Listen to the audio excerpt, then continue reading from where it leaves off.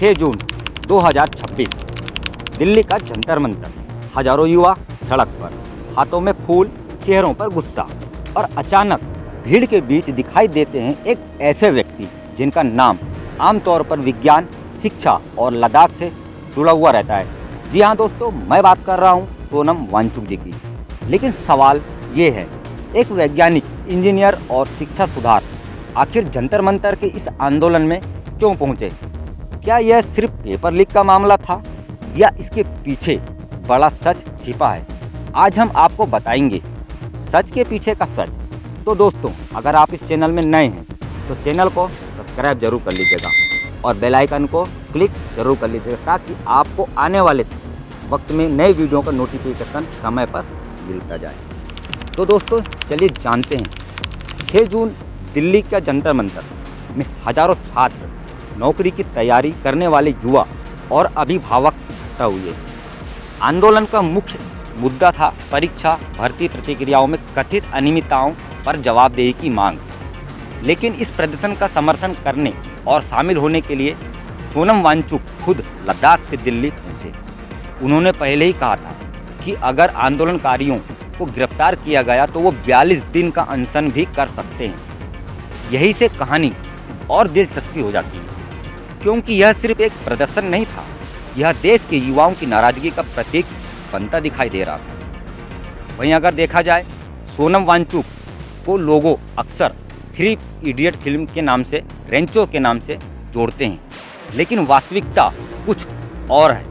जी हाँ, वे एक इंजीनियर, नवप्रवर्तक, शिक्षा सुधारक और पर्यावरण कार्यकर्ता के रूप में जाने जाते हैं। सवाल है, उन्होंने इस आंदोलन को समर्थन क्यों दिया? क्योंकि उनका मानना था कि शिक्षा व्यवस्था के विश्वास सबसे बड़ी और सबसे महत्वपूर्ण चीज़ है। जब छात्र महसूस करने लगे कि मेहनत से ज़्यादा व्यवस्था सवाल खड़े हो रहे हैं, तब समस्या सिर्फ परीक्षा की नहीं रहती है, बल्कि पूरे भविष्य की बन जाती है।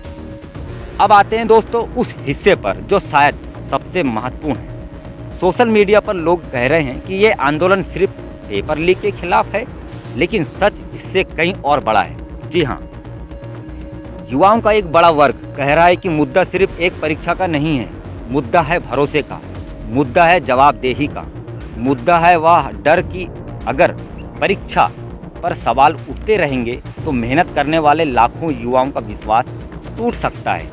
यही वजह है कि जंतर मंतर पर केवल छात्र ही नहीं बल्कि कई अभिभावक भी देखने को मिले। यहाँ पर एक बड़ा सच छिपा हुआ है।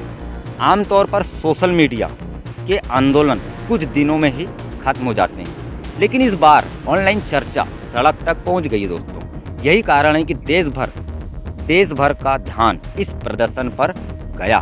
कुछ लोग इसे युवाओं की राजनीति जागरूकता बता रहे हैं, कुछ लोग इसे सिर्फ एक अस्थायी लहर मान रहे हैं और कुछ लोग इसे आने वाले समय के बड़े बदलाव का संकेत की तरह देख रहे हैं। अब सबसे बड़ा सवाल, क्या यह आंदोलन सरकार बदल देगा? शायद नहीं। क्या इससे सारी समस्याएं खत्म हो जाएंगी? शायद नहीं। लेकिन इसने एक चीज़ जरूर कर दी, इसने पूरे देश को दिखा दिया कि युवा अब सिर्फ सोशल मीडिया पर पोस्ट लिखने के लिए नहीं है, वे चाहते हैं कि उनकी बात सुनी जाए। सोनम वांगचुक की मौजूदगी ने इस आंदोलन को सिर्फ राजनीतिक मुद्दा नहीं रहने दिया है, उन्होंने इसे शिक्षा, भविष्य और युवाओं के भरोसों का मुद्दा भी बना दिया। तो दोस्तों, जंतर मंतर इस भीड़ का सबसे बड़ा सवाल यही नहीं था कि वहाँ कितने लोग आए थे। सबसे बड़ा सवाल यह था, क्या भारत का युवा अपनी आवाज़ सुनाने के लिए अब सड़क पर उतर चुका है? अगर ऐसा है तो आने वाले वर्षों में इसका असर राजनीतिक, शिक्षा और देश के भविष्य पर कितना बड़ा हो सकता है, ये तो समय ही बताएगा। लेकिन आज का सच यही है, जंतर मंतर में सिर्फ प्रदर्शन नहीं हुआ, वहाँ भारत के युवाओं की बेचैनी दिखाई दी। दोस्तों, ये एक छोटी सी स्क्रिप्ट थी, आपको कैसी लगी?